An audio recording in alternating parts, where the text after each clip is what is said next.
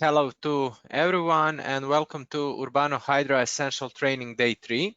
My name is Rino and today we will continue with the training. We will talk about pipe crossings and clashes, drawing of node schemes and house connections, user data, export to BIM file formats, advanced options for profile editing and profile plotting.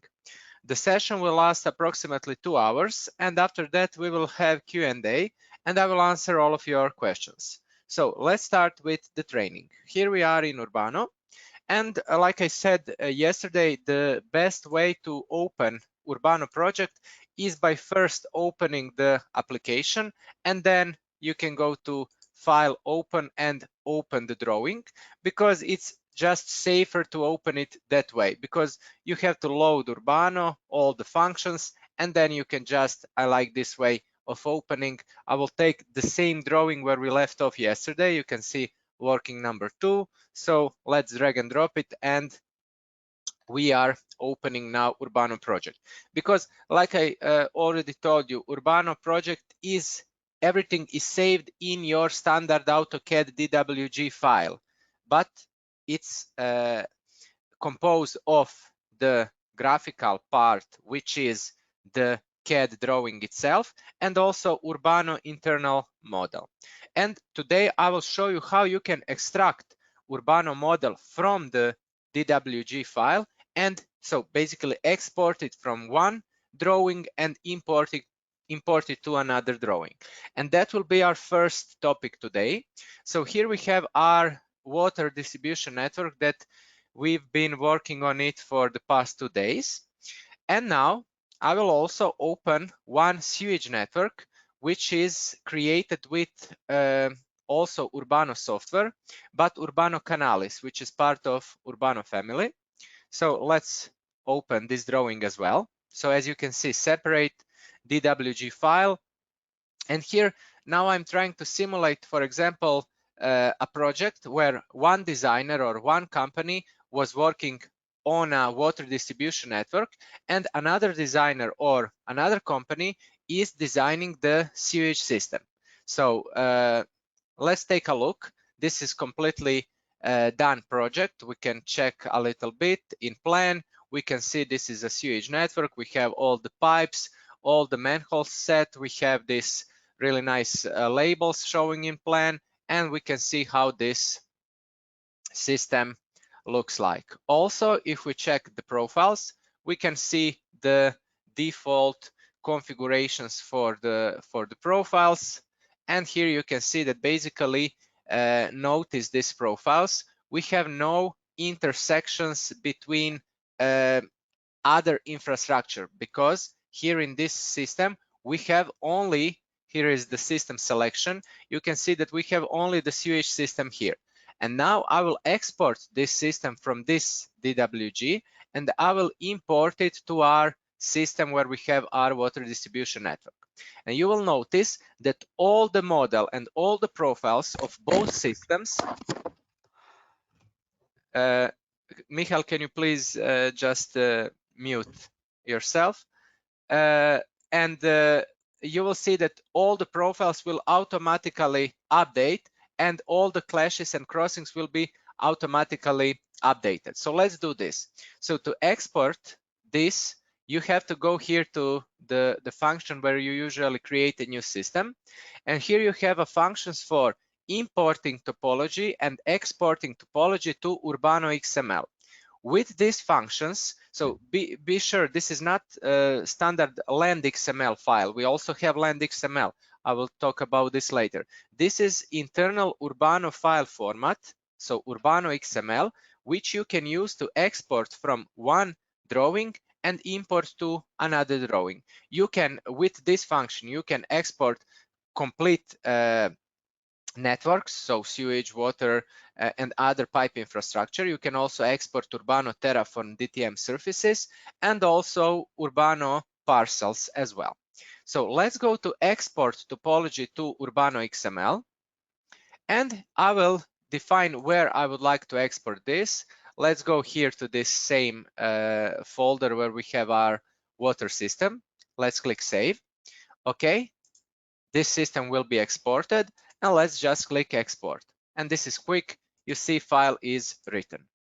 Let's now close this drawing. I don't need it anymore because I would like to merge these projects here. And here I will again click on this icon here. And let's now go to import topology from Urbano XML. And let's search for this file. So here we are in day 3 Hydra, sewage network XML. Let's open it. This is the system, Novi sewage, and let's click on import. And it will take maybe 10 seconds for this system to import, but it is important to say that we are importing complete Urbano model from the internal Urbano database. Like I said, we will have the plan, we will have the profiles, and we will have all the intersections, so crossings and clashes automatically calculated. So you see how the system perfectly positioned on the right coordinates in plan. And also here are the profiles from the sewage system.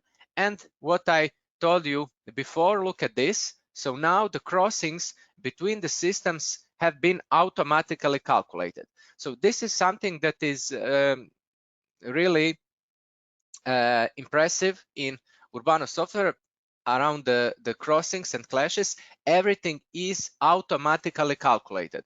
So you don't have to worry about, for example, if you move some pipes, if you made some modifications, if you draw some additional parts of the network, you don't have to take care of this stuff because the software is taking care about this instead. So look at this here. You see here, these are the clashes, and we see the distances between the pipes are 0. So of course, if we are here talking about a multi-designer workflow, and we have, for example, one guy doing water system, another guy doing, or company doing the water system, somebody should make some modifications. So let's now also zoom to our system that we designed these past 2 days, our water distribution network, and we also see how the profiles automatically updated, and we see the relative positions of these sewage pipes with all these details that of course can be set up in the profile configurations. Okay, so let's now analyze these crossings a little bit more. First of all, I will just turn off the layers of these labels because we have too much of these labels now. So I will just go to CAD function for turning off the layers. And because each, like we learned the first day, each element of Urbano model is on its own layer. So I will just turn off these layers like this. Okay, and now we have the better look to our two networks. To analyze the crossings and the clashes between multiple networks, you can go to intersection analysis panel. So it's here, and here we can turn this on, and here you have many different functions where you can do all kinds of analysis for the intersections between different pipe infrastructure. The most important function is intersection preview. So if we open this, you will see that you have a detailed data table with all the data about the crossed infrastructure. And here you can see, for example, in different tabs. Michael, can you please maybe just mute yourself? I hear your, if it's not a problem. Okay, so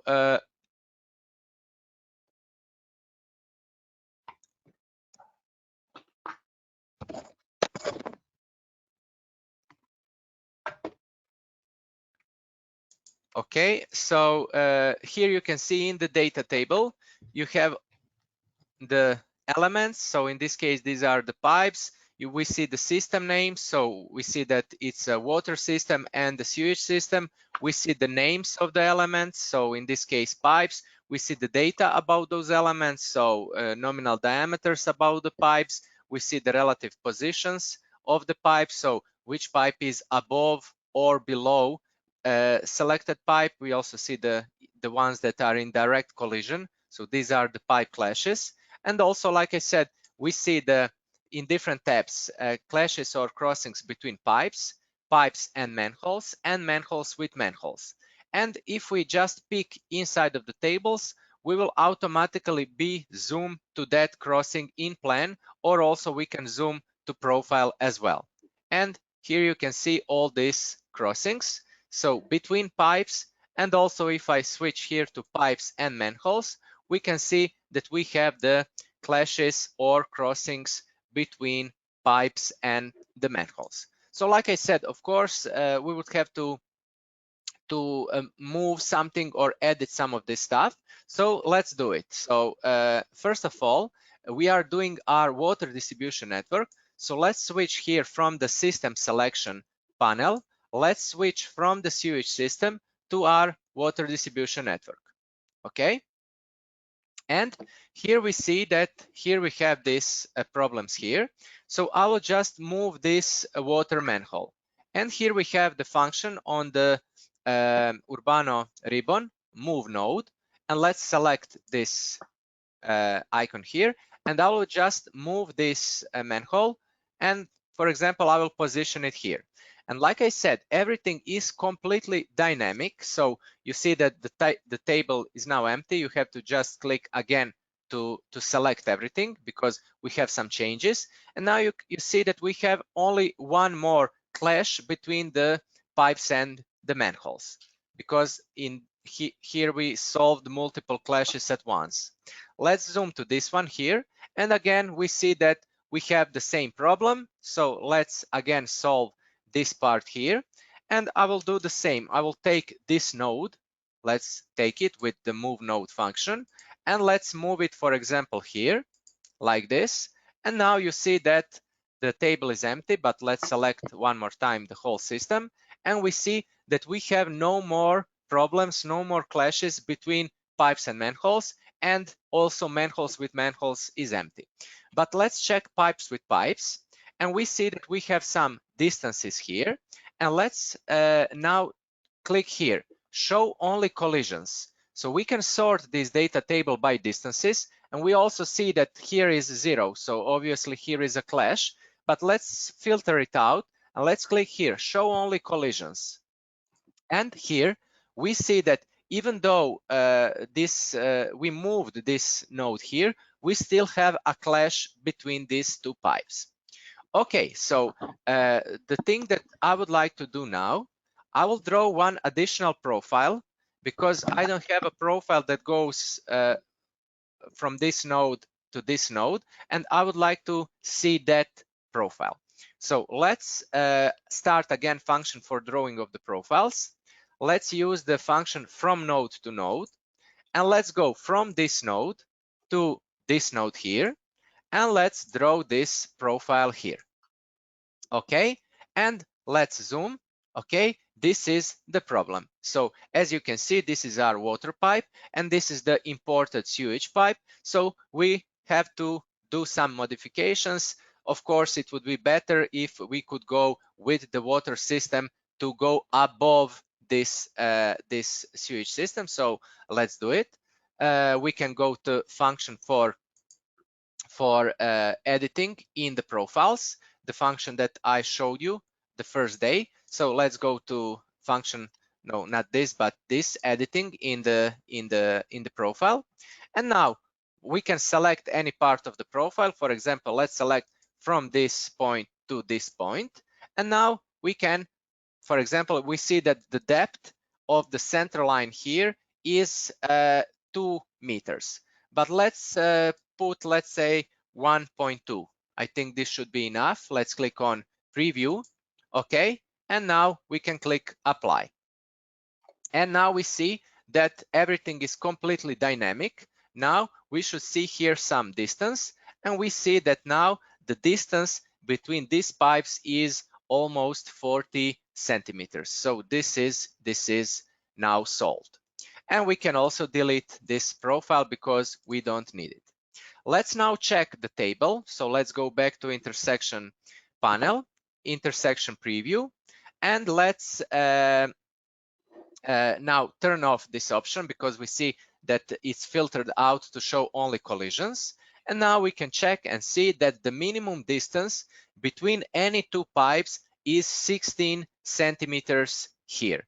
And we can see that here the first system in the list is water system, and the second system is the sewage system. So this is the referent system. And now if we check this, we can see that almost everywhere, so above, so water system is always above the water system except for here. So here we see that the water system is below the sewage pipe. So maybe we can solve this as well. If we insist that the water pipe should always be above the sewage pipes. But let's not change this now. You know the procedure, how this can be edited as well.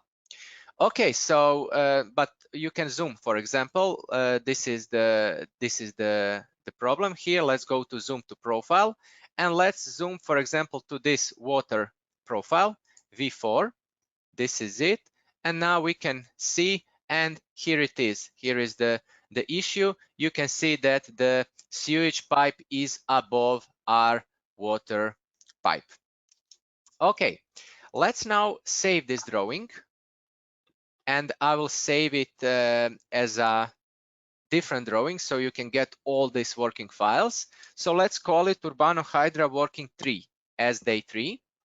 Okay, and now I would like to open another drawing, which is a really interested project where we have 4 different Urbano pipe infrastructure systems.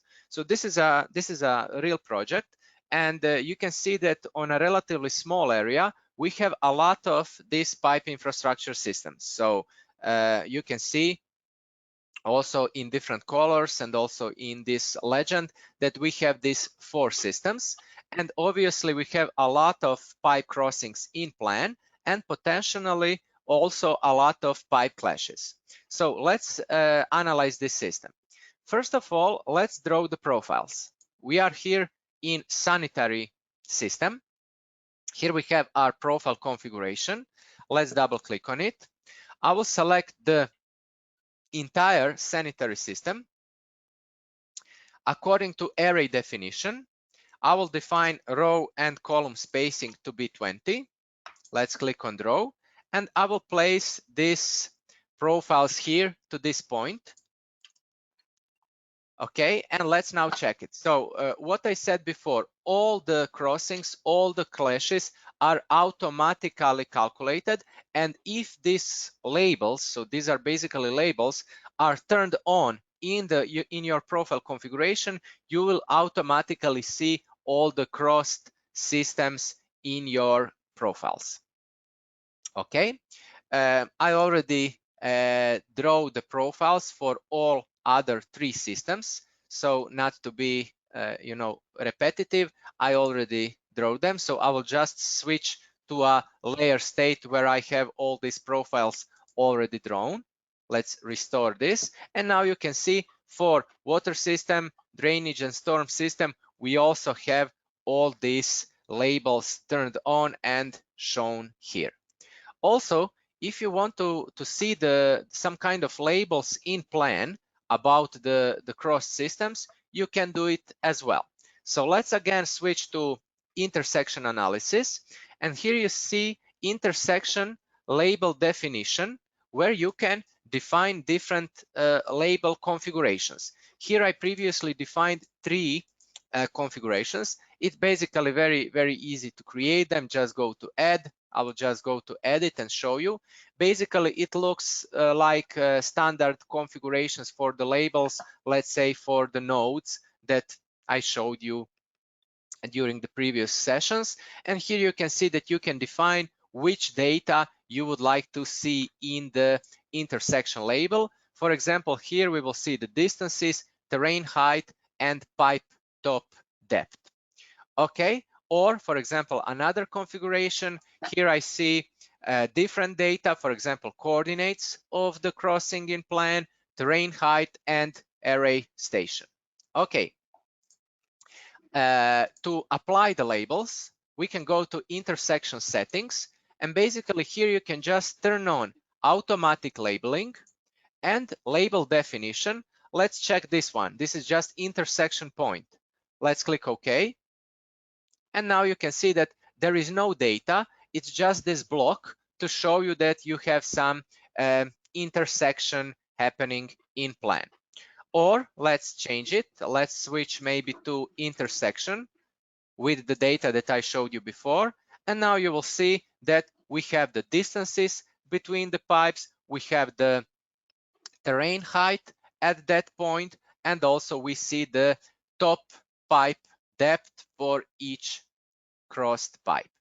But also, if you don't like to see the labels in plan, you can just easily turn off automatic labeling and you will not see the labels anymore. Let's now also check the data table that I showed you in the previous example. So intersection preview. And here you can see that you can, just like for any other data tables in Urbano, you can create this data table configurations. You can create them here. So intersection preview definition. So you can create new data configurations. You can select which data you would like to see, and they are listed in this configuration. So if we go to intersection preview, again, just like in the previous example, you see the tabs, so pipes with pipes, pipes with manholes, manholes with manholes. So in this case, we also have the crossing between the manholes. And like I said, you see which elements these are, which system these are, what are the names of those pipes, what are their data. In this case, we have nominal diameters, and this really important data about which pipe is above, below, or in direct collision. So if we go here to show only collisions, we can see only collisions here, but also here you can see the collision by default is if the distance between the elements is 0 or less.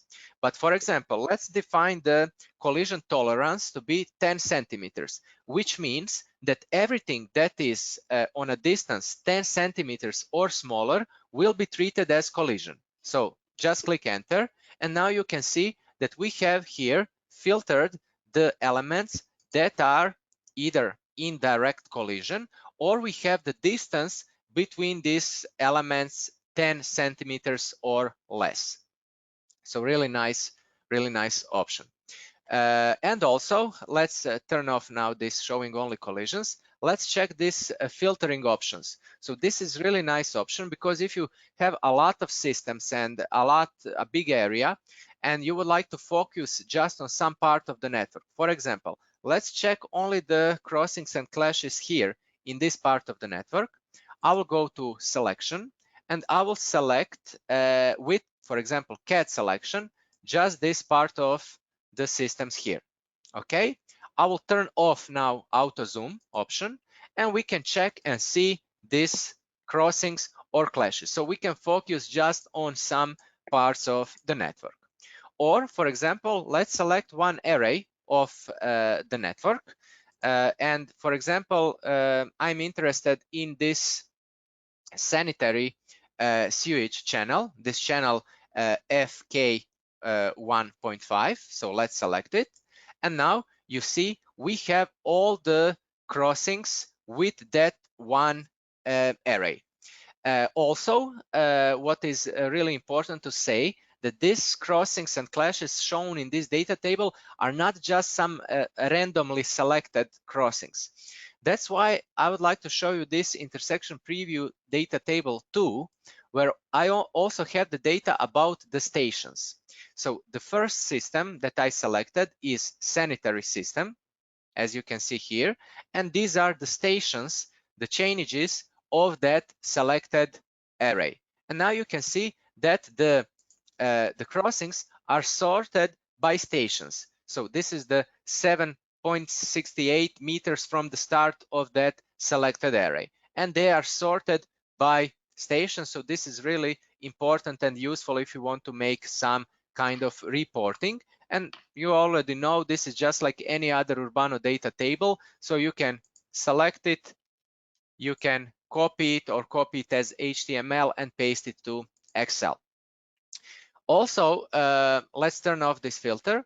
If we go to pipes with manholes and, for example, turn on auto zoom, we see the crossings or clashes between them, and the same is with manholes with manholes. This is the case that we didn't have in the previous example. Okay, and also let's go back to pipes with pipes. It is important to say that these distances between the elements are calculated in 3D.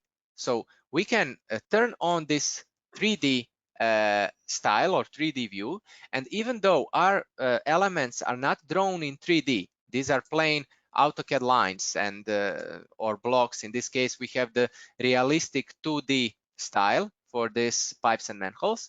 But let's switch to 3D view, and we turned on this showing of 3D, and let's now zoom, for example, to these elements here. And you can see that the software is automatically drawing 3D representation of these selected elements, and the distance is calculated in 3D. This is the shortest distance, so this line, as you can see here, let's select it and open it in properties. You can see that the length of this line is 2.74, which is the distance shown here in the data table. So that's how the distances are calculated between the pipes. So these are the real distances in 3D. Of course, if you need the vertical distance, you can get that value as well. But this is the shortest distance between the elements in 3D. So you can see also for distances between pipes and manholes, and also manholes with manholes. Okay, let's now turn off drawing of 3D. Let's go back to pipes with pipes, and let's close this data table, and let's go back to plan view. Now I would like to focus on the dynamics. I already told you before that you don't have to worry about this stuff. The software is doing everything. And now I would like to show you that. For example, let's say that we have these 4 systems that are existing, and we are designing a new system now. So let's switch here from the system selection to new system. Okay, we are here in the new system. And also here I prepared some helping points. This is a layer state with helping points. And this is the route for our new system. Let's say we have to design this new system. Let's click on draw network elements. And here I will set up some of the options. For example, we will automatically set terrain elevations from DTM. In this case here, we have terraform surface. As you can see here, this is the terraform DTM surface. So I will use that surface. Let's select it. So not Civil 3D, but terraform. We will, of course, draw the additional points. And also I will automatically define the pipe. Let's say I will use the water pipe, PEHD, with the nominal pressure 10, and pipe will be 110 nominal diameter. And I will say that the invert position or the pipe position, and now, as you can see here, I will not say axis, I will say the top outer point of a pipe will be 1.5 meters. So pipe crown will be 1.5 meter below the terrain, or let's put a little bit less, 1 meter. Okay, and let's now click draw. Again, I will use AutoCAD OSNAP to just connect to these circles. And notice now how the terrain heights in this tooltip are automatically read from the selected DTM surface, and all the crossings and clashes are being automatically calculated in the background by the software. Let's click right mouse button to conclude the drawing. And let's now draw the profile for that newly designed part of a network or newly designed system. I will select the whole system because we have just one array, and let's draw it here to this point. Okay. And let's check now this profile. So basically, I didn't do anything special. I just draw new part of the network. I placed the constant depth below terrain for the pipe crown to be 1 meter. I set the pipe, and you see that all the crossings and all the potential clashes are automatically calculated and shown here. You see the distances, the terrain heights, and the intersection point stations, or any other data that you would like to add to this profile tables. And let's now check the dynamics. So let's now, here I prepared one viewport so we can simultaneously see both plan and profile. So let's zoom to this part here, which is this part here in plan. And again, from the ribbon, I will use the move node function. And now notice I will be moving the nodes in plan, and notice on the right how this will automatically update. So let's select, for example, this node here, and I will move it here. Notice how the old crossings will disappear from the profile and new ones will appear. So let's check it. Now you see it's a purple one, then blue, then purple, then green. Let's move it here now, and we will have a lot more crossings now. So you can see first we are crossing the orange, then the purple, then green, again green, purple, blue, blue, purple, green. So completely dynamic model. Let's bring it back here, and everything is automatically updating. And it's not just that this profile of this system that I'm moving is updating. Let's now check all the other profiles of all the other networks. Again, I have one predefined viewport, and also I will switch to a different layer state. So now we have this helping frames here, just showing you to focus on this system. So this is our new system, and we see first this is the profile of the blue system, which is water system. Then we have the orange, which is the storm system, and then we have the magenta one, the purple one, that is the sanitary system. And I will be moving my new system, and notice how the other profiles will automatically update as well. So let's move, for example, this node here. You see on the right, everything is updating. And let's move this one. And for example, let's place it here. So now we have no crossings in these two profiles. And if I move it, for example, here, you will see that the crossings are back on. Okay, let's now turn off these helping frames. I don't need them anymore. And let's go back to having just one viewport. And as you can see, we have all the time, by default, the software is analyzing all systems with all systems. But let's say that we would like to analyze just my newly designed system with all others. So let's say that all the existing 4 systems are built, and we have no problems, we have no clashes between them. So let's now create something that we call a clash test. So let's go to intersection analysis. Let's go to system selection. And you can see by default is all entities. So everything with everything. But let's create new test, and let's call it new versus all other. And let's set this as a current test. And now on the left, I will select just my new system. And on the right, I will select everything. And let's click OK. On the first site, nothing changed because we didn't refreshed or updated anything. But let's now do this.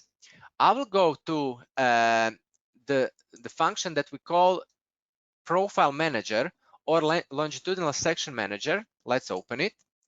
And here you can see that you can do many different things with the profiles. We'll talk about this later. But what I would like to show is that you can, if you select here all the valid, so basically all the profiles in all 4 systems, we can select all of them, and I will just redraw them.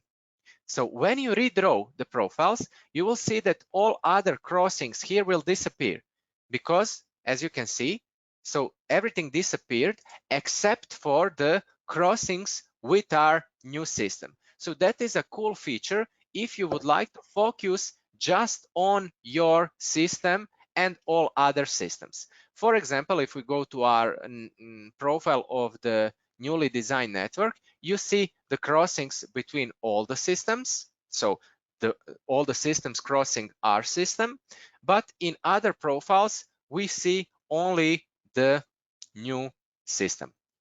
And it's not just about the profiles. Let's also go to our data table, intersection preview here. And now here you can see that we have only 12 crossings. We can also go to intersection preview number 2, where we have the stations.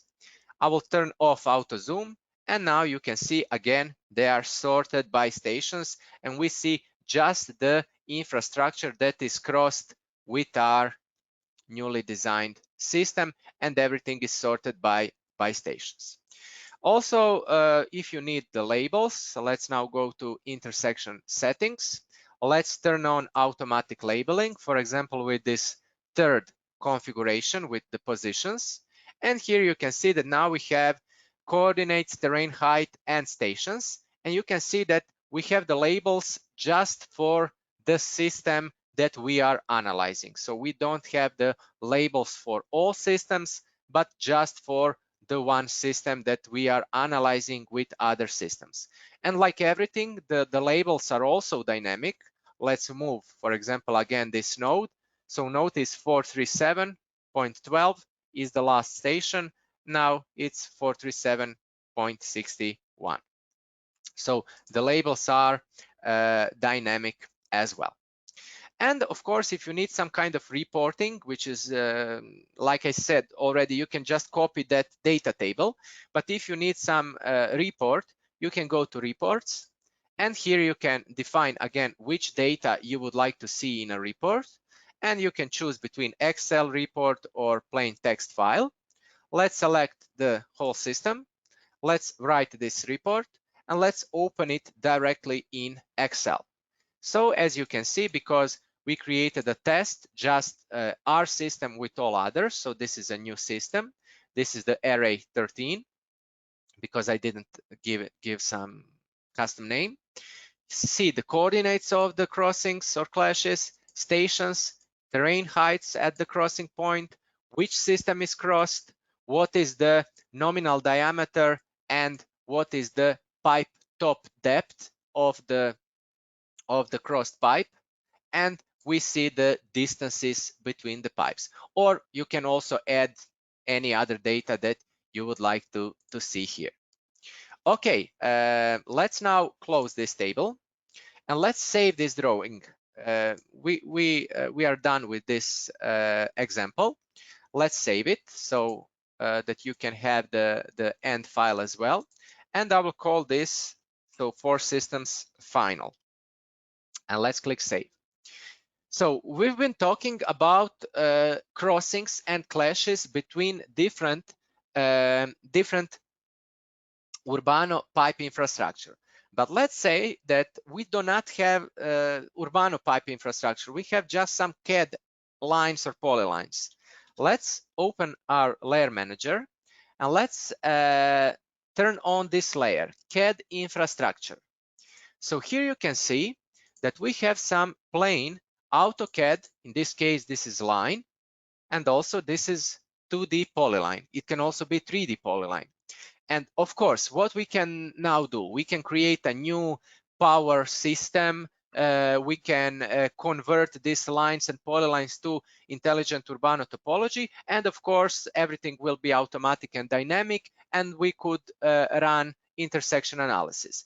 But let's say that we have a lot of these plain AutoCAD lines and polylines, and we don't know much about them. We just know this is some kind of infrastructure, some cables or something, and they are on a constant depth below terrain of, let's say, 0.5 meters. So instead of creating new systems, you can create something that we call groups of CAD elements. So let's go here. By default, one empty group is already created, but you can create also new groups. And I will rename this existing group to power. Okay. Here you have this familiar function for layer filtering. So you can just pick on a layer from the list, or you can pick on an item, on an element from plan. the software recognizes which layer this is, and now we can click, for example, if we want to filter the list, show just selected. Okay, and now I can freely select the entire drawing, and the software will select only the elements on selected layer. So these elements here. And now I can give this group a name, I already did, and I can select what pipe group from Urbano pipe catalog this will be. So let's say this will be some PEHD pipes. Pipe will be, let's put small pipe, for example, 110. And now it says, okay, but select the referent position of the pipe. And I will say, for example, axis of the pipe, or you can say, I don't know, top outer, so pipe crown or something, or bottom of the pipe. I will say axis of the pipe is on a constant depth. So if it's a 3D polyline, you can use CAD element elevation. But if it's a 2D polyline, you can use terrain elevation and define depth below terrain. We have defined 0.5. So 0.5 below the terrain. Okay, and that's it. So basically, we created a group. So this is now treated. We can treat it as, let's say, virtual Urbano system, because it's not a new system, but this is treated like any other pipes. We can, for example, use auto zoom and check on this element. So these are some kind of polylines, these are some kind of lines, and each element has defined the pipe group and the position of that pipe. Let's click OK. When we created the groups, nothing will automatically change in the profiles, but let's redraw the profiles. So I will go to, we are in the water system. Let's redraw it. Okay. And let's also switch to sewage system, and let's redraw the profiles. Or you can use, like I showed you before, the profile manager to redraw the profiles.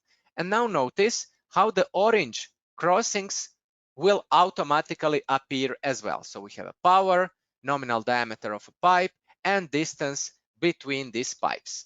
So this was the original Urbano topology, and this is the CAD element groups, but it's treated like any other pipes in Urbano. So this is the sewage system, and let's also check our water system.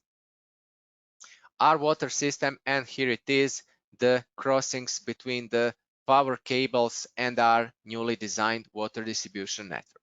This can be a lot helpful and really great functionality if you have very big amount of such polylines that you don't need to convert to Urbano systems. Okay, and also if we go to our intersection preview table, let's check topology entity. You see these are the CAD elements now, and the system name is power. So let's use auto zoom, and this is it. You see the system name is power, and we have all the data, all the distances between the regular systems and groups of CAD elements as well. Okay. That's it about the pipe crossings and pipe clashes. And now we are moving to the next topic. So we have now both systems in this drawing, but we will be focusing just on our water system. So as I told you, this is the system selection. You can switch between different systems, but also you can also use this light bulb to turn off one system. So I don't need sewage system. I will just turn off all the layers of the sewage system. So it's gone. Let's now switch back to our water system. I will also turn off this layer of this CAD elements like this. And you see that we turned off the labels for our water system. So you can just go to layer manager and find those layers that we turned off, or you can just turn all the layers of the water system off and then back on, and we have our labels back here. Okay, so the next function that I would like to show you is the function for drawing off the node schemes. So let's show this function now. If we go to our main workspace, here we have the function for drawing of the node assembly schemes. And like everything in Urbano, you see here different configurations, and just by checking the names of these configurations, you can see them that it depends on different materials of the pipes, different connection types. So is it a socket, double socket, or flanges, and which angles are available in that configuration. So let's see what else can be done with this function. If you right mouse button on the main group, you see that here you can draw valves and hydrants. And these valves are not the valves from EPANET, these hydraulic valves that we talked about yesterday. So basically modeling valves, pressure reducing valve, pressure sustaining valve, pressure breaker valve, and so on. These are the, we can call them gate valves. So if we open this command here you can see that in this function you can define valves and hydrants that will later be included in the node assembly schemes. So first of all, let's draw valves. For the type of the valve, you can select from the catalog. I will use butterfly valves. You can choose between needle, ball, butterfly, or non-return valves. I will select butterfly valves. For the diameter, you can choose diameter from section. So where we place this valve, it will be diameter from that section, or you can select from catalog. I will use diameter from section. Then you can define position of that valve precisely on exact coordinate, or we can say, okay, it's just a block, some kind of block. So the real position, it's really not important. Of course, it will be in some kind of a manhole or something. So I would say just the fixed distance from node, let's say 5 units in AutoCAD, or in this case 5 meters, which is too much, but it's just a graphical representation. So I will click here on Draw Interactive, and we are talking about node assembly schemes. So we first have to say to which node we are setting something. So to this node, and then the software asks, okay, but on which section? So you can select, for example, just here. I want to place a gate valve just here. So that's it. Or you can select again this node and place it here as well. So we have 2 valves here. You can continue. For example, my plan is to, okay, not here. So I will click escape and I will click again draw. And I would like to, here they are saved, as you can see. And I would like to place these valves everywhere where I have branching in my network. So let's place 2 valves here. Let's place 2 valves here. Okay, let's again go here. I would like to place 1 here and 1 here. So it's really easy to define the positions of these valves. And you will see later on when we draw the node schemes, these valves that we define here will automatically appear in this really nice, as we call it, node assembly schemes. And all the valves will be counted into total bill of material. Of course, you don't have to place the valve everywhere, but I like to do it like that. So, and it's quick, so it's no problem to define all these valves where you think that they should go. And here you see the list of all the valves defined. You can also have different types of valves and I don't know, different diameters and so on. Okay, let's close now this, and you can see that these are, like I said, these are some kind of blocks. So these are blocks, okay, and where you can change the visual appearance of this block. So they are on the sections. So if you remember, we have our plan styles, and we are currently using as default my plan style. You can go here and edit this, and this is part of a section. So we are using the real dimensions 2D pipe contours. And here you can see that you have the blocks for valves. So you can define any block here. And you have the blocks for above the ground hydrant and underground hydrant. I will leave the default blocks. Okay, let's now define the hydrants as well. So let's go to function, the same function, draw valves and hydrants. But now from the drop-down list, I will select a fire hydrant. For the type, I will select above the ground hydrant, and for the diameter, now I will not select diameter from section, but I will have a fixed diameter of 80 millimeters. And also you can define a coverage radius, so radius active zone of that hydrant. I will set it to 100 meters. And because I think the position of a hydrant is important, I will not use now this fixed distance. I will use this set position interactively. And now when you click on draw, you can select a node, again, because we are talking about node schemes. You can select a node where you would like to place this fire hydrant. And now you can define the exact position where that fire hydrant should go. And you can see that we have this circle representing this 100 meters that we defined that this is a coverage radius for that fire hydrant. And now I can just interactively pick somewhere, or you can click on a tab on your keyboard, and then you can define the exact distance from a node. Let's say 10 meters on this side from this node. Okay, and now the software will ask you, okay, 10 meters from the node, but on which side of pipeline? Let's say on this side here. And now you can see one fire hydrant is created. We are still in a command, so we can just continue adding new fire hydrants.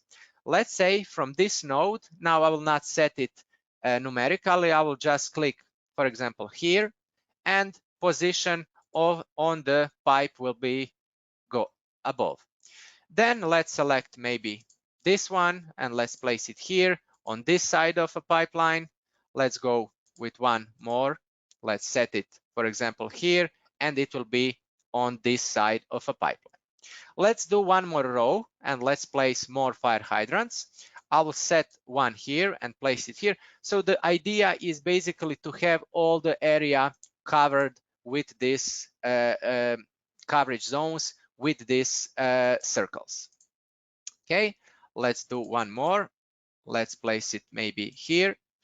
Okay, and let's do one final one, and let's place it maybe like this here.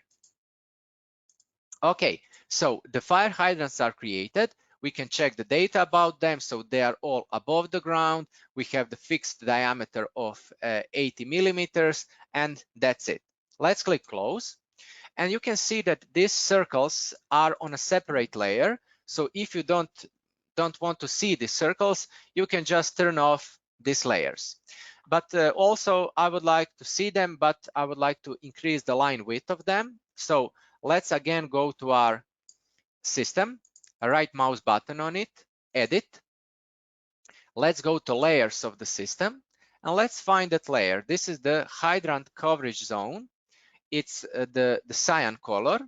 Let's change a line width from default to 0.3. Okay, and let's click OK.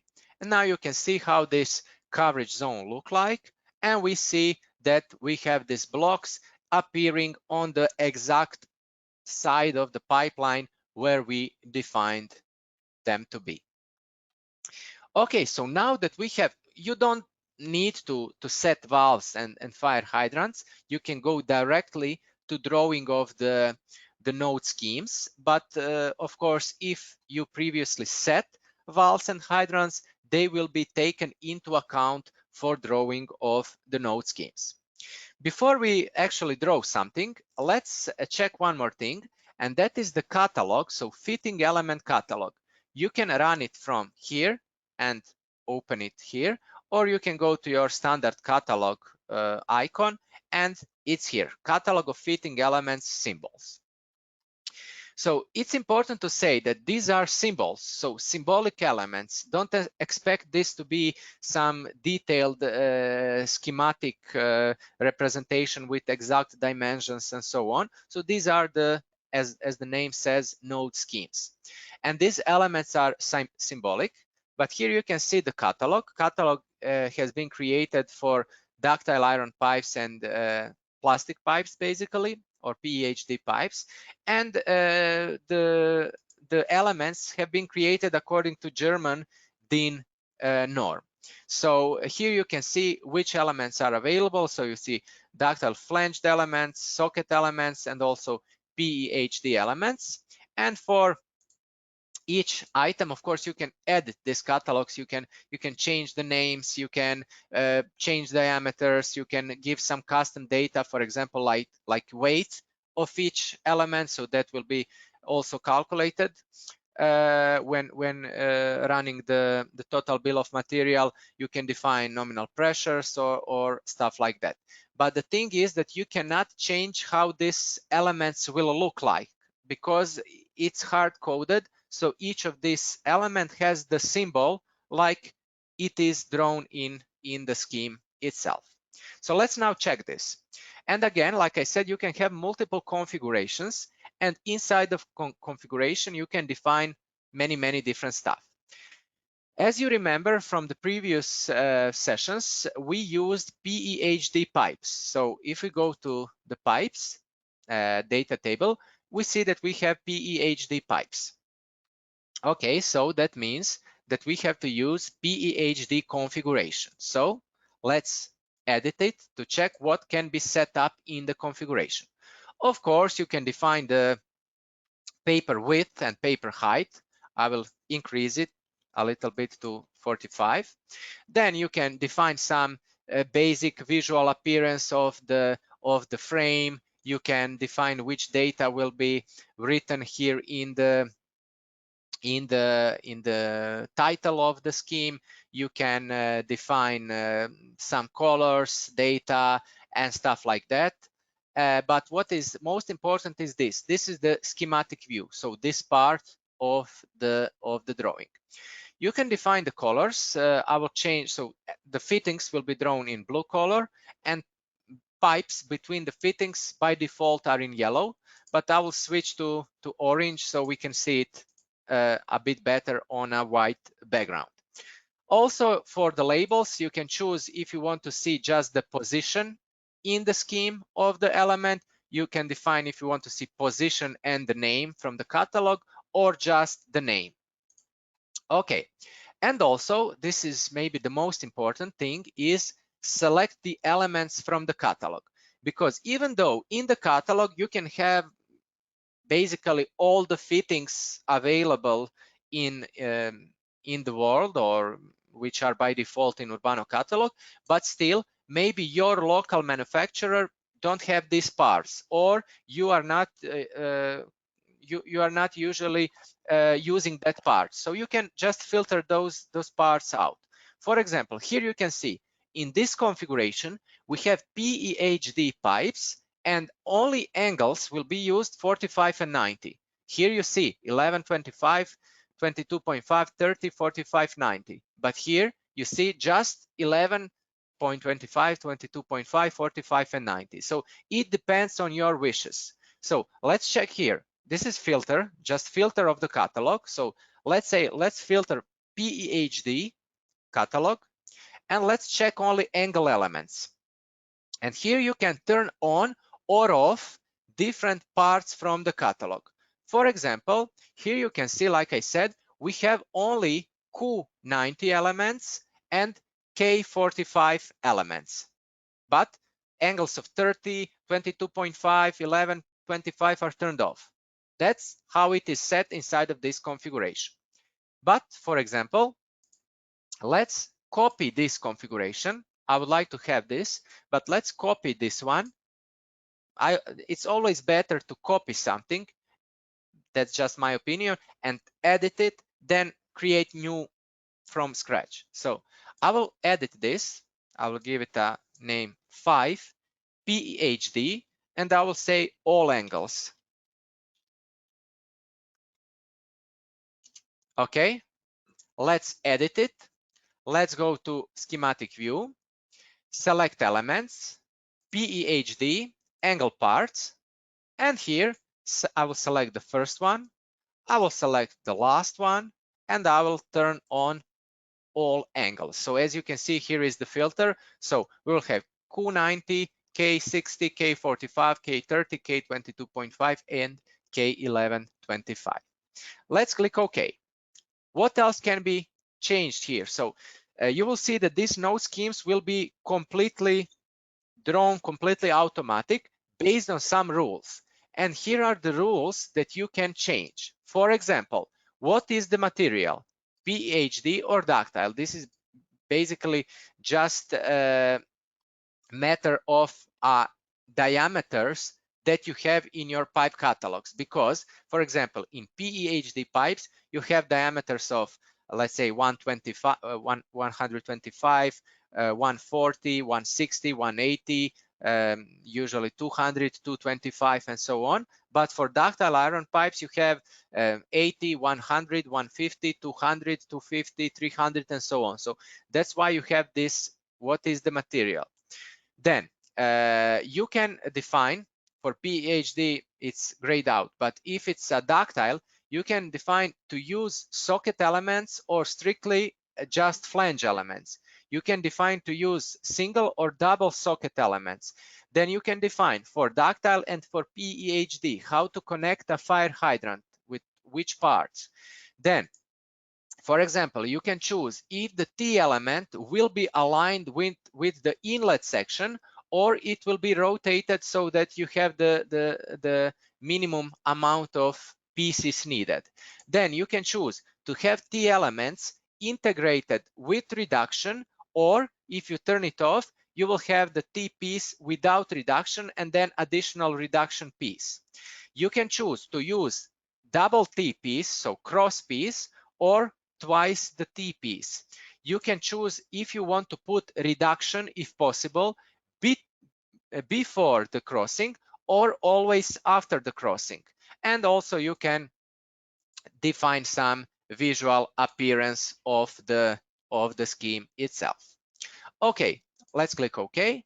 And also for the bill of materials, you can define which data you would like to see in the bill of materials. So by default, it is position, type, nominal diameter, material, and quantity.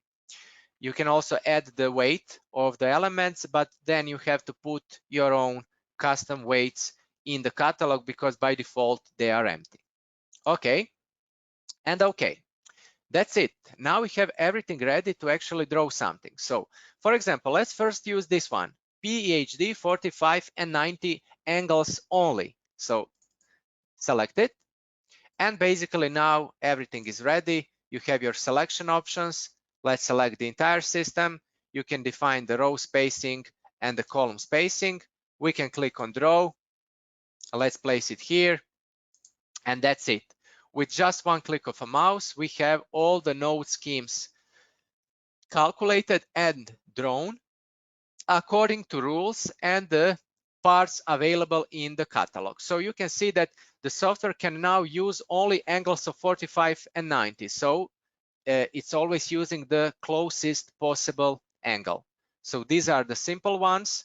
These are the ones with the valves. You can also see the reductions. And like I said, these elements, you cannot change the visual appearance of them. You can change the scale, you can change the color, but this is the style, the default hard-coded style for the PEHD pipes. This is the connection of the fire hydrant, and so on, and you can see that each scheme has the total bill of materials. So positions written in the labels, what is the type of element, nominal diameter, material, and total quantity of the elements used to solve one node.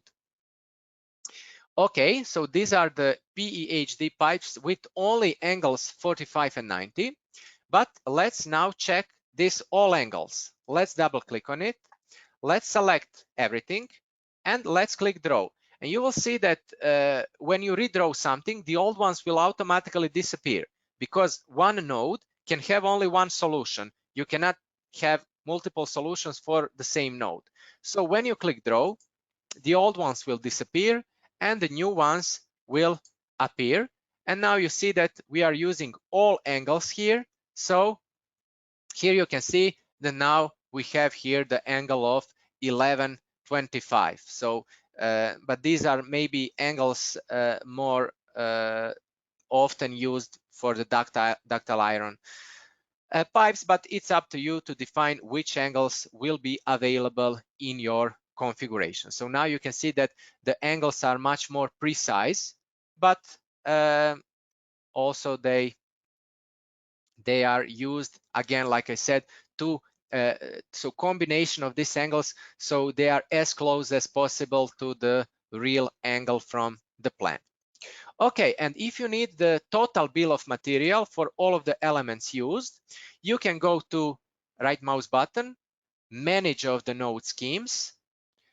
Here in the list, you can select all schemes and you can click here, total bill of material, and I will place it here, for example, and that's it. You see for the entire system, PEHD elements, you see what are the types, nominal diameters, so everything is sorted by nominal diameters, materials, and total quantity of elements used to solve this entire system. And this is the plain AutoCAD table. So if you want to export this to Excel, you can just go to export and export the table to CSV file that can be opened in Excel. So this is the default style for the PEHD pipes. So let's now show the same, but for ductile iron pipes. So I will open another drawing, which is basically this same drawing, but with different pipe diameters. So you can see again, all the fire hydrants are defined. We can see these fire hydrant coverage zones. And also if we zoom in a bit, you can see that the diameters are now different. So you can see the classic diameters for the ductile iron pipes. We can check that as well if we open the data table for ductile iron. And here you can see the diameters and the material. So if we have ductile iron pipes, we have to use a configuration for ductile iron. And here you can see you have ductile with sockets with these angles, ductile with double sockets, and ductile with flanges only. So let's check it. Let's double click on a ductile socket. Let's select everything and let's click draw. Let's place it here. And this is a default style for ductile iron pipes. So you can see this is the standard pieces from the catalog for ductile iron pipes. So MQ, MK, and so on. So this is the knee pieces, combination of knee pieces for larger angles. And here you can see the branching with the T-piece. These are the reductions. So reduction before the T-piece, if possible. Here are the valves. Here are again the knee or the curved angle elements. So that's how you can use this for the ductile iron pipes. And here you can see connection of the fire hydrant. And as you can see, this configuration is ductile with sockets. And also notice this is the single sockets, but you can also switch to ductile with double socket elements. And now when we click on draw, let's place it again, you will see that everywhere it will be used with the double socket elements. Of course, you don't have to apply one configuration to the whole drawing. You can apply different configuration to different nodes and have different types of elements. And also, let's check the last configuration, ductile with only flange elements with all the angles. Let's select everything. Let's click on draw. Let's place it here. And now you will see that again, it looks completely different. This is maybe better style, better solution to use if this is happening inside of a manhole, because you have this entering piece inside of the manhole, then you have the reduction, the classic T-piece, the valves inside, the reductions, and then the parts where you are exiting of the manhole. And again, you have all the pieces that are calculated in the bill of material, so you can also calculate the total bill of material. Okay, The style that I like to use the most is this one, the first one with the sockets. So I will apply that one here. And let's also create the total bill of material for the ductile iron pipes. Let's go to manage of the node schemes. Let's select everything. Let's click here on a total bill of materials and let's place it here. And now you can see different types of elements, nominal diameters, materials, and quantity. Okay, so that's about it, about the drawing of the node schemes. So let's save this drawing as well. I will give it a name with final, as we are done with this drawing. And let's now go back to our main drawing. And let's continue. The next topic is drawing of the house connections. So first of all, I will turn off this layer with these circles. I don't need them. And let's now talk about drawing of the house connections. So to draw house connections, you have to go to draw. And here the function is called drawing of the service lines, because in different system types, you can draw different elements with this function. So in the sewage system, you can use this function to draw house connections, but also storm drains. But of course, in water system, you can use it just to draw the house connections. And also you can start it from the ribbon. And here you can see that it's called draw house connections and drains. But for water system, it's just house connections. So let's start it. First of all, the software is asked, okay, what are you drawing? We are drawing the house connections. Okay, you can automatically set the pipe. So let's select, again, from the same group of PEHD pipes. I will select this small pipe, 63 millimeters. I think this is enough for house connection, or you can even go smaller. For the DTM type, it will be Civil 3D. Surface name will be Civil 3D. And then now you have some options how to connect house connection to the main pipe. By default, it's axis of the main pipe to axis, so center line to center line of house connections. But also you can connect it basically any point of a main pipe to any point of a house connection. Of course, I like to use axis to axis, but also you can even connect it with some offset. You know, if you want to connect it above the main pipe and then use some kind of, you know, vertical pipe to connect above to vertically to the pipe. I will use axis to axis. And for the house node, you can give it a name, and also you can define how the depth will be calculated for the house node. So I like to use depth below terrain, but also you can use the slope. So you will go from the main pipe with the constant slope to the connection node. But this is maybe more useful when drawing the storm drains with the same function. But for the house connection, I will use depth below terrain, and I will set, for example, 0.8. Okay, and that's it. Now I will use the interactive function to draw, and I will click on draw. And now the software is asking, okay, where you would like to draw a house connection. You have to click first position on a main pipe. So with the left mouse button, click, and then where to connect. For example, here, click. And then you can click on enter or right mouse button to finish the drawing of that house connection. So let's draw one more. Click on a pipe, click on a position, and then right mouse button to apply the drawing. Also, you can draw it. You can see these distances from starting and from the ending node of one pipe. So just like for drawing of the hydrants that I showed you before, you can click on tab on the keyboard and you can type in the distance from starting or from ending node. Let's say 10 meters from starting node, enter, and now click where you want to connect. For example, here, left mouse button, and then right mouse button to finish drawing. So if you want to enter the distance from ending node, first one tab and then another tab, and here you can enter the distance from the last node of that section. And let's maybe draw this connection here on the other side of the pipeline. And enter or right mouse button to finish the drawing.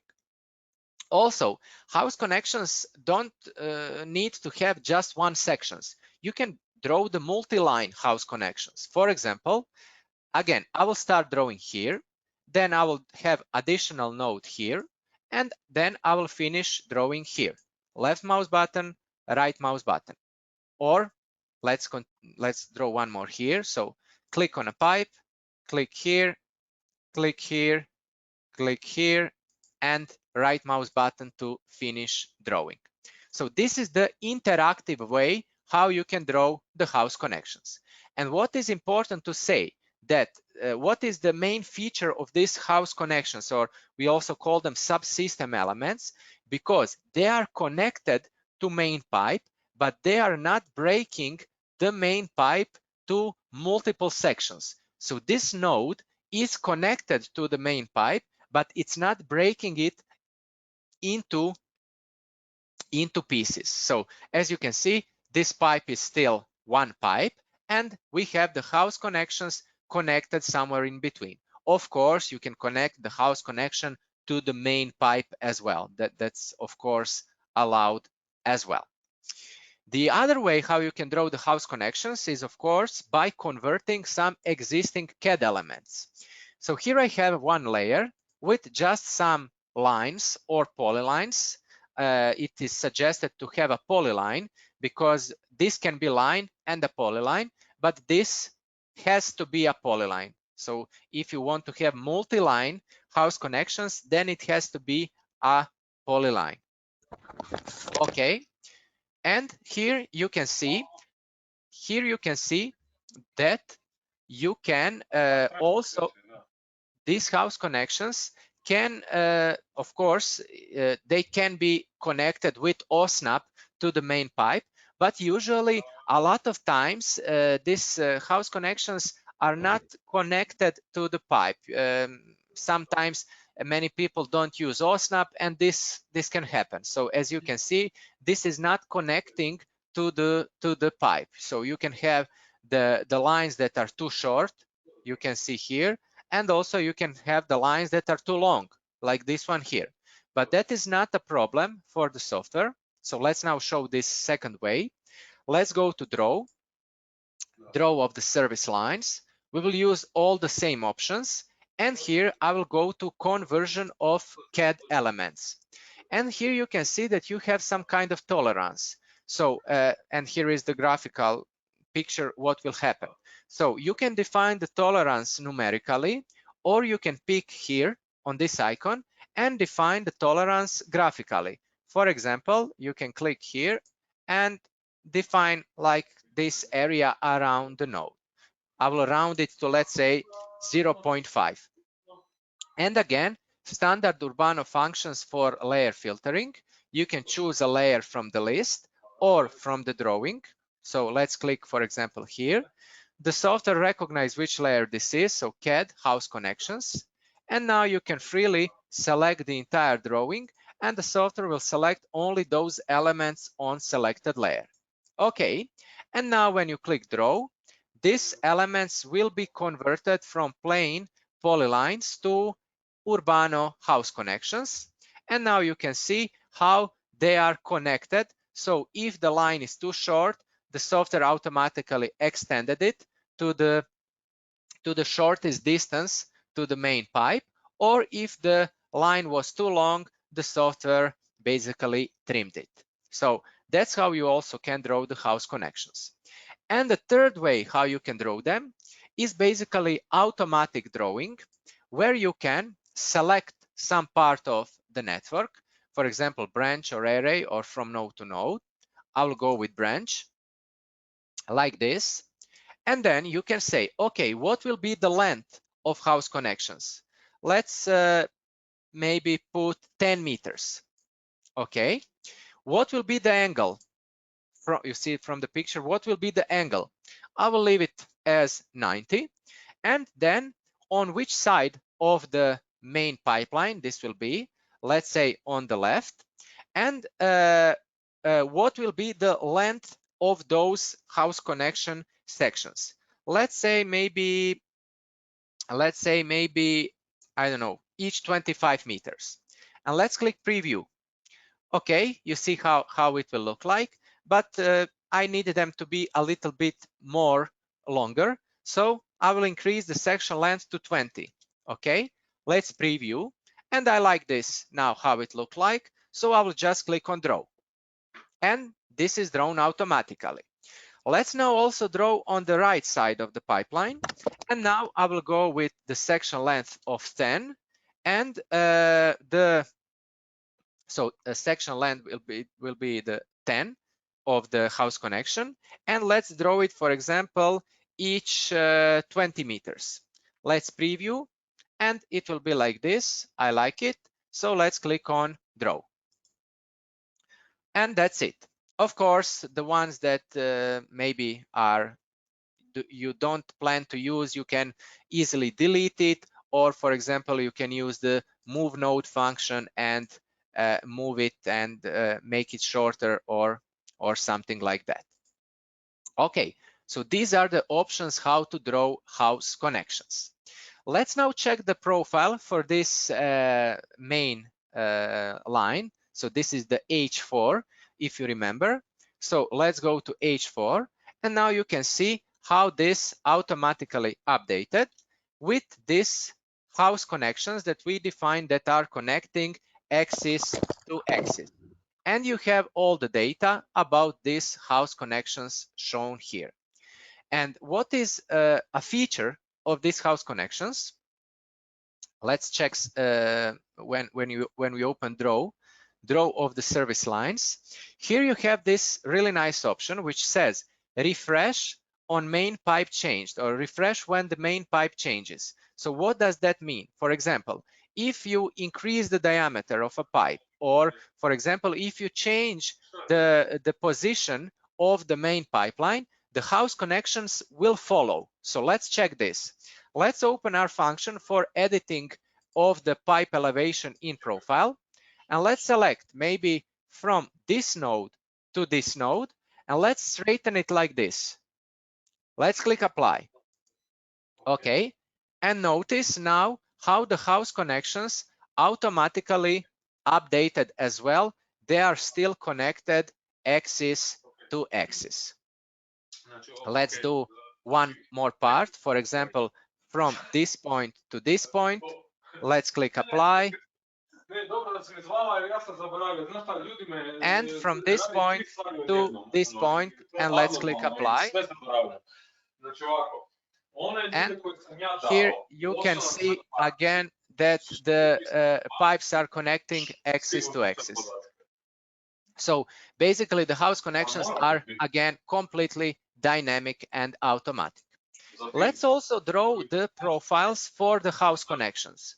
So you can use the same configuration, but I would like to draw with another configuration. So I will take this one, the default one, and I will make a copy of it, and I will rename it to, let's say, house connections.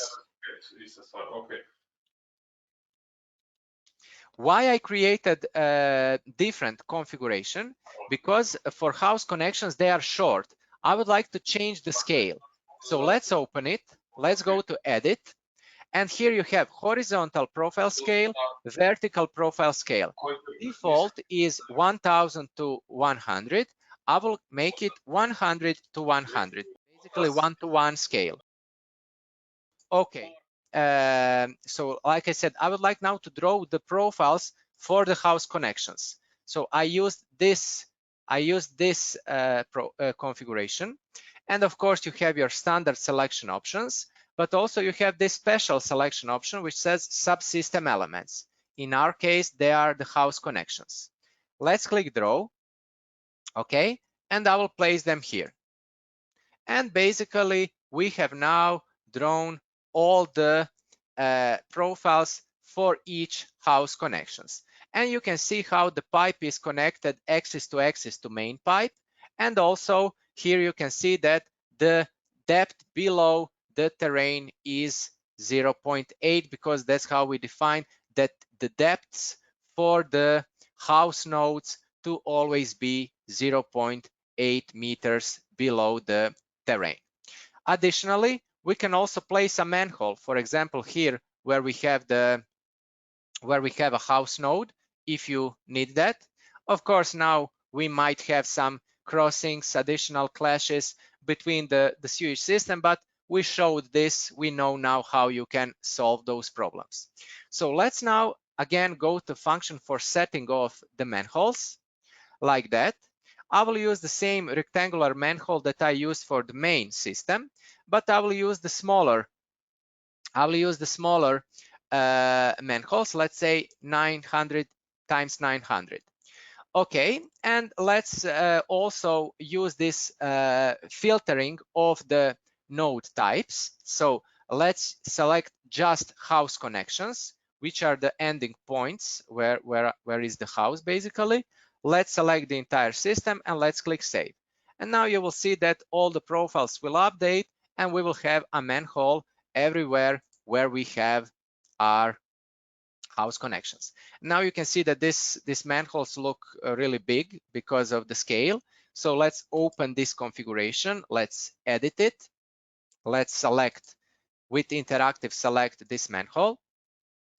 And one more thing that by default is turned on. So you have the scale of your profile, but also by default, all the manholes are scaled by 2. Because, you know, if you have very large profiles, then if you have the real dimensions of the especially in distorted scale, then the manholes look really small. So, but for example, if we are using this scale for the profile, it's good to turn this option off. So don't scale the manholes, show them in real dimensions. And also for the bedding, I don't like this dashed line, so I will use the continuous line. Let's click OK, and now we can see the real dimension of this manhole that we defined here. And also one really nice option as well. Let's zoom here. For example, if you remember, we have drawn few of these house connections on the left or on the right side of the road. So let's now also put a symbol that will tell us if our pipe is on the left or on the right. Here I have some blocks that I like to use to that. You can use some custom blocks of your own. So I will take those and I will copy them to the software installation folder. So StudioArs, this is the installation that I use, 10.3, language of installation, AutoCAD or Urbano version, and we have to go to symbol folder. So symbol folder. Let's paste this here. So this is the ND, which stands for node decorations. We talked about these blocks for pumps, reservoirs, tanks yesterday. Okay, so let's now show how you can do this. This is really nice, effective feature. So let's edit the main pipeline configuration. Let's go to longitudinal section basic. Let's go to decorations. And here you see for connection nodes, I would like to use the decoration. I will set it to be on a distance from referent terrain 0. So basically on a terrain level. And I will set this distinguish inlet side. So now I can define different block for left and different block for right side. So here for the left side, let's say you see this block that I copied there. So house connection left. Okay, it will be this really nice sign. And here I will use house connection right. Okay, that's it, and scale factor will be 1. Let's click apply to see how that will look like. Okay, really nice. Maybe we can put a little bit distance here, maybe 0.2. Let's click apply from terrain. Okay, and let's click OK. And now you can straight from the profile know which house connections are on the right or on the left side of your main pipeline. And that's about it from the house connections. So we are again switching to the next topic today. And now let's export this to BIM file formats. So first of all, let's check the BIM panel. So this is the BIM panel where we have our functions for importing and exporting to standard BIM file formats. So IFC export, Navisworks NWC export, and also you can use import and export to Land XML, with which you can communicate, for example, with Autodesk InfraWorks. So when we talk about BIM, which is building information modeling, informations are really important. So we don't want to export just the 3D model. We also like to export the data as well. So if we go here to data configurations, you will see that you can create different configurations of the data that you can export with the model. So let's create those configurations. And it is important to say that when you create those configurations, that they will be saved in the application. So not in the drawing, but in the application, in the software itself. So you will have those configurations ready for all of your other new projects. So let's rename this, and I will call it geometry data. So geometry data. Let's now add the data that we would like to export. So you see name, for example, we would like to have name, of course. This is basically just like creating the standard data table. So just check the data that you would like to have here. So let's export name, system name, starting node name and ending node name, array name. Okay, let's go on.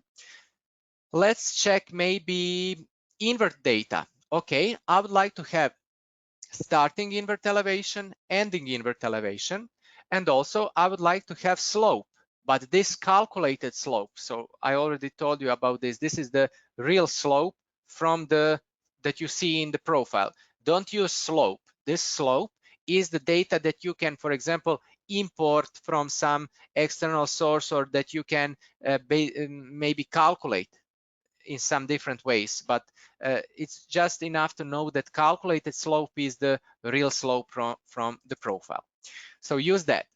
Then maybe we can also use some lengths. Okay, let's use section length and also section length in 3D. So 2D length, 3D length.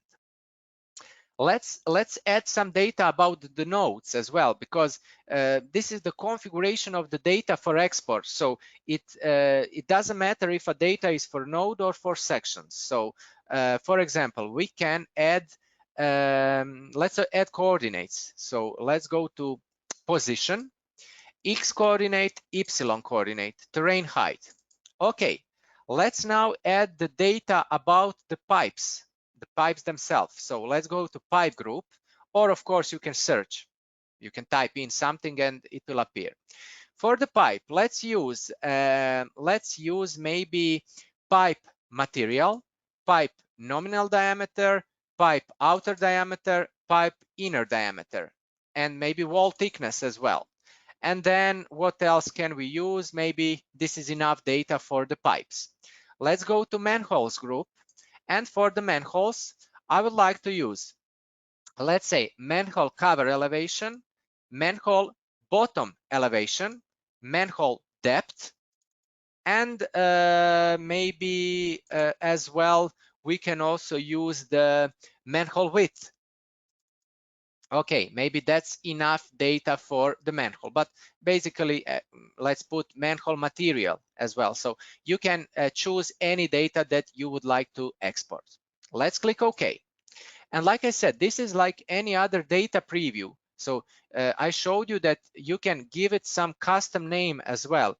You can modify it by multiply it with some multiplier. You can edit prefix or suffix. You can define the precision. So for example, for the array, let's type just array. So we can give it shorter names. For example, for the slope, I'll type slope.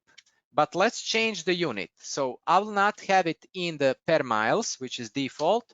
Let's use it in percent, which requires that I multiply it with 0.1. Okay, and I think that the precision for the slope is 1 decimal place is enough. Okay, for the terrain height, I don't need that this is terrain height 1. Let's call it terrain elevation, because we only have one terrain. Because in Urbano, you can have up to 10 different terrains. So that's why this is terrain number 1. But for the export of the data, this is enough. Okay, the same is for the manhole depth. Let's type here manhole depth. We know that it's related to terrain 1. So we don't need the data as well. Okay, so I like this. So one configuration group is created. Let's add another group and let's call this maybe excavation data. Because if you remember, we also calculated those excavation data for volumes of trench excavation and trench backfill layers. So let's add those data as well. So we will have the name, and also let's go to excavation data and let's have excavation volume. Let's have sand bedding volume.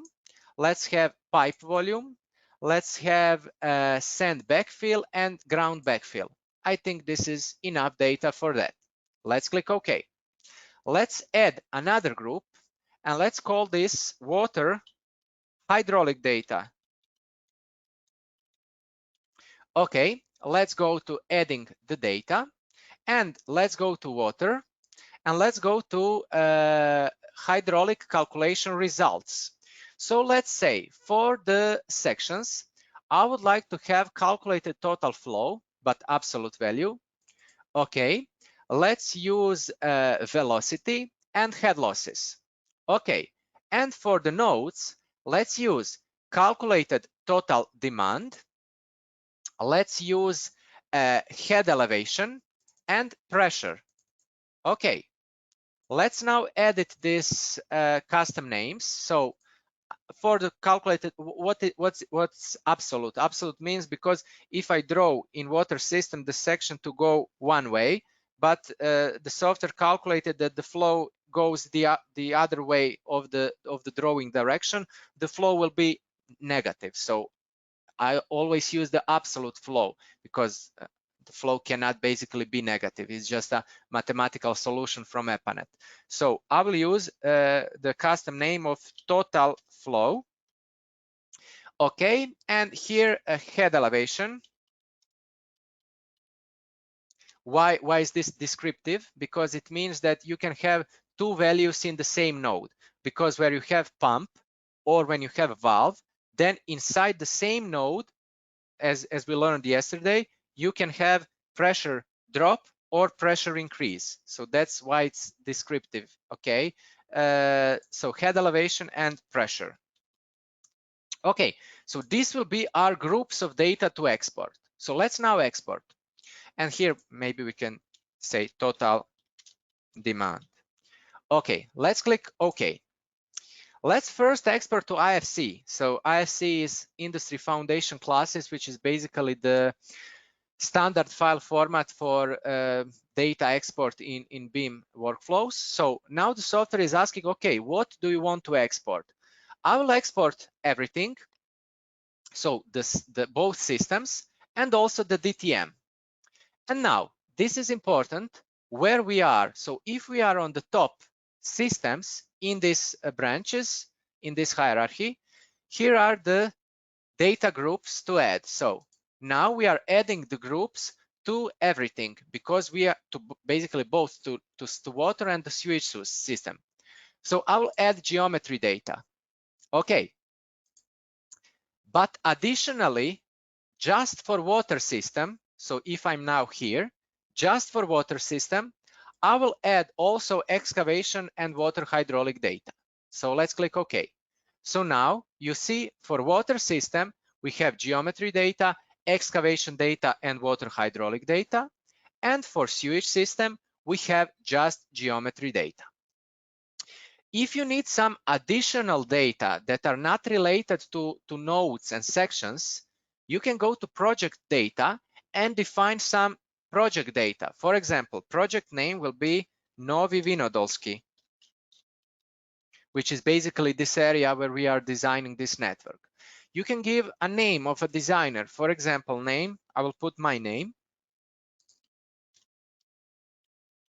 And for example, organization, company data. So I will put the Studio Ars name here.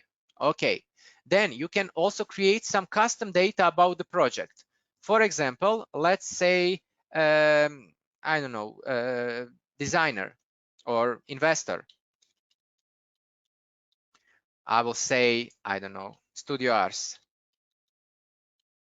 I don't know, address.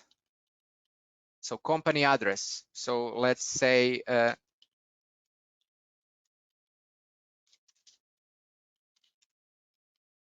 or let's say telephone.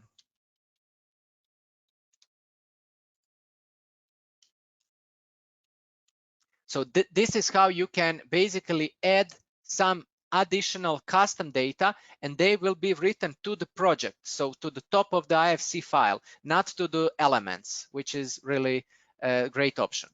And now you can export each system to its own IFC file, or you can export everything to one IFC file. You can also define the file path and the file name. I will export it. And let's now check this IFC file. So let's close. Of course, I can open the IFC file with Navisworks, or I can open it with some other BIM viewer. I have this free software, which is called BIM Vision. So I will open it in that. So just double click. And this is the Urbano BIM model in BIM Vision. So this is the DTM. So the Civil 3D DTM. I will hide it so we can focus just on our network. So in the red, you can see the sewage network that today we imported from some external drawing. And here you can see our water system. You can even see the connections with the house connections. We connected center of the pipe to center of the pipe. And basically, that's how it looked like. So really, really nice. And what I was telling you before, the data is really important. So if I pick on this pipe, you can see these data groups that we created in Urbano. So excavation data, geometry data, water hydraulic data. So even we can see this hydraulic modeling data in our BIM model, which is really, really impressive. Or if we pick on a manhole, here you can see head elevation, pressure, or standard geometry data as well. And for the sewage system, we can check the data for the sewage system. Here is the just geometry data because we didn't export anything else. And if we check the entire project, here you can see, if we go to the top of the hierarchy, for the entire project, we have arbitrary data about the designer, about the company, and about the application and other stuff that we defined to be exported with the model as well. So the name of the system and so on. Okay, so this is the IFC. Let's now also export directly to Navisworks NWC file format. So basically, when you open the dialog, it's almost the same as the dialog for the IFC export. So you can define what you want to export. So we will select the systems and Civil 3D DTM. Additionally, to Navisworks NWC files, you can also export the trenches as 3D solid elements. So, but this is, I will say, really high level of development. If you really need this actual solids, because now to IFC, we just exported the data about the quantities. So total excavation volume, total backfill volume, and so on. But if you also want to have the 3D solid elements of the excavated ground and backfill layers, you can also export the 3D solids of those. But I don't need those. And this part functions the same as for IFC. So for all systems, let's define geometry data group. And additionally, just for water system, let's add excavation data and water hydraulic data. So water system, we have geometry, excavation, water hydraulic, and for sewage, we have just geometry data. Additionally, the ones of you that use Navisworks will know what this is. This is automatic creation of Navisworks selection sets based on any data. So you can create, I don't know, selection sets automatically based on diameter or let's say pipe material or any other data, but we will not use it now. So let's just click on write, and Navisworks NWC file will be created, and we will open it in Autodesk Navisworks. So let's go to Autodesk Navisworks, and we will show this file here. Of course, Navisworks is great for this visualizations and checking the BIM model in 3D. So, of course, Urbano supports the direct communication through the native NWC file. But like I said, you can also open the IFC file in Navisworks as well. So let's open the NWC file. Open. Here it is. First of all, let's change the background to some nicer color so we can see this. And let's now use Orbit. Navisworks is really great for this navigation in the network. And here it is. So we see the model, we see the Civil 3D DTM. So let's hide it and let's focus on our network. So here it is. This is the manholes from the sewage systems. This is the water system. And here we can see all of these network elements, these house connections, and everything that we created and exported with Urbano. And also, like I said, the data and all those data groups that we created, everything is exported. So let's open the properties dialog. Let's select maybe this pipe here, and we see the groups. So geometry data group, excavation data group, water hydraulic data group. Let's pick on a manhole, and you see again water hydraulic data, excavation data, which is we don't have because we didn't export the data. We can also, so excavation volume for the manhole, and geometry data. Here it is, all the data about that manhole. Okay, so that's it for the exporting to this standard BIM file formats. And now for the last part of today's training, I would like to show you something that we call disk repository. So we talked about our workspace, we talked about module selection, we talked about the ribbon, and this part of Urbano is called disk repository. This is used if you want to take some of the configurations that you created in one drawing, you can store it in disk repository and you can use it in all your other drawings. Also, you can save the whole system if you right mouse button on it and click Save as Template. This system with all its configurations will appear in the system templates. So let's do this, Save as Template.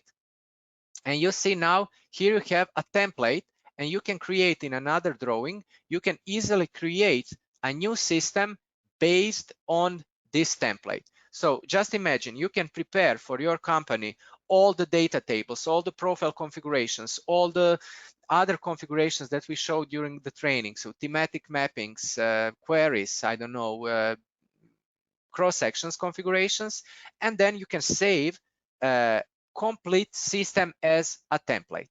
Or you can just take any of these configurations and you can drag and drop them to your disk repository. So now I will open some drawing that I have here, Urbano Hydra profiles, where I have different configurations of the profiles. So I already showed you in the first training session how you can easily edit your profile configurations. And now I will show you how you can take configurations from one drawing, drag and drop it to disk repository and use it in all of your other projects as well. So as you can see here, the same project, but profile configuration looks completely different with different data, with different graphical elements. And here in this drawing, we have many different configurations. So you can see some are for German country, Czech Republic, Italian, Middle East, and so on. So now I will take, for example, any configuration. It's not just for the profiles. You can do it for anything, for labels, for data tables, for anything. And I will just drag and drop it to the disk repository. So let's take all these configurations. So 4, 5, 6, and 7. Okay, we don't need this drawing anymore, so let's close it. And now we are back in our main project where I would like to have those other configurations. So here we are using this one, and we are using this for house connections. So I will delete these other ones that I have in this drawing. So to delete a configuration, right mouse button and delete configuration. Yes, and delete this configuration as well. And I will take these ones. So again, drag and drop it to the main system. Drag and drop it, 5, 6, and 7. Okay, and now I briefly mentioned before the function, the really great function, Profile Manager. This is a great function that I will now show in more detail, that you can use for moving the profiles, deleting the profiles, redrawing the profiles, or these two are really nice. And you can do it for all the profiles in one system, so active system, or you can use it for all valid profiles. So this basically the profiles from all systems, or just the ones that need update, that are invalid, or something like that. So let's check if we have some invalid systems. We don't. So valids are basically the system from the profiles for both systems. And also you can just select one and apply those changes just to one. So for example, if you want to reverse how this profile is drawn, so if you want to draw it in the opposite direction than what is the drawing direction, you can do it by clicking on this icon here. So longitudinal section reverse. And now this is drawn in the opposite direction. Or let's turn it back on, turn it back in this direction. You can use this icon here, switch longitudinal section definition or configuration. So basically, just imagine that you have one configuration that is your design configuration that you are using to design the network. Then maybe you have another configuration with different data in the profile table that you use for hydraulic calculation values. Or you need some other configurations that you are using for plotting, or when you are designing for different company or different country in different language. So you can just select configuration. For example, let's use this German one. This is a standard German configuration from country kit. Here you can see that something went wrong. So if you notice that the profiles are behaving some kind of weird, you can do this. I usually do this. So take all the profiles, just click delete on your keyboard, and then select all of them from the manager, because you can see they are still here, and just redraw them. So now you will see that this problem that we had, this will disappear. And now you can see this is the German configuration. You can see everything is in German language. We have some different data here. We have some data about the node schemes also appearing on the top of the profile. And you can see that the graphical elements also look completely different. Okay, let's now check some other configuration. Let's change. Okay, I will select just one. So let's select this one. And let's switch again. And let's use maybe this one from Czech Republic. This is really interesting one because it looks like it was created with completely different software.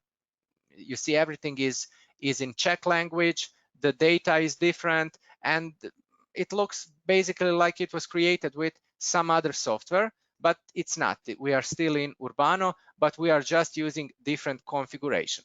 So basically what I'm trying to show you here, that basically you can create the configurations that look like the profiles that you are used to have in your standard workflows. So let's check now this one. This is the Italian one, but in different scale in millimeters. So let's check it.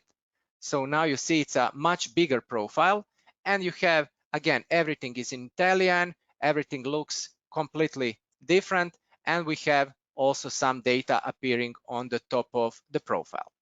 And let's use maybe another one, which is also Italian, and again, different scale and different data. And also let's use the last one that I have here. This is really nice one from our users from Middle East. And here you can see hydraulic calculation data, also flow, velocity, head losses, also showing. And again, it looks really, really interesting. You can also see all these house connections appearing here as well. Okay, now I would like to, first of all, let's delete these profiles here. So these are the profiles that have been drawn with the house connection configurations. So if you want to delete some profiles created with specific configuration, you can click here and clicks just like this, remove from drawing, but configuration stays intact. I'm deleting this because now for the final thing, I would like to show you how you can plot your profiles. So let's now select, let's switch here to active system so we can see just water, and let's select all the profiles except for this one. So let's say that we would like to have different configurations in the same drawing. You can have that, no problem. So I will switch these ones to have in a different configuration that I would like to use for plotting. So I will use this configuration here. Okay, and this is the configuration that I like to use for plotting. Again, you see different data and different visual appearance. Okay, so to plot something, especially the profiles, you have to first split it in some parts that can fit on a paper. So if we go here to our catalog, catalog of printing frames, you will see the standard paper formats. So A paper formats, or which is more suitable for the plotting of the profiles, are the paper rolls. And here you can basically define just the height of the paper, and then the width of the paper will be basically adjusted by the width of the profile that you define later. And here you can also define the offsets, the margins, and so on. Okay. Also, you can go to the AutoCAD layouts. I will delete this layout number 2. Let's go here to layout number 1. This is not essential. You don't have to modify the layout, but I like to do it. So I like to put the paper in the AutoCAD layout that I will use for plotting. So let's go to edit of this layout. So page setup manager, and let's go to modify. And I will plot to PDF, but of course you can plot to your standard plotters.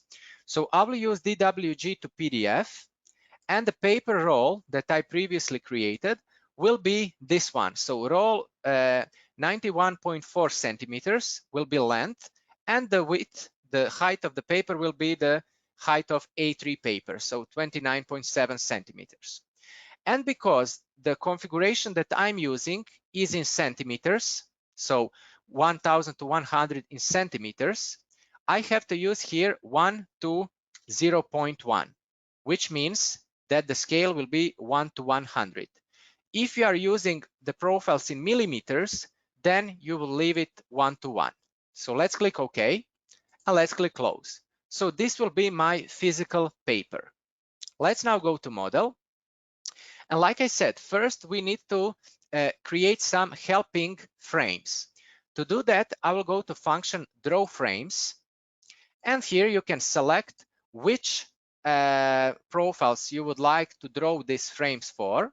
You can select all of them, but I will not select this in a different scale, because for that one I would have to use different paper. So let's keep to this one that are drawn with the same configuration.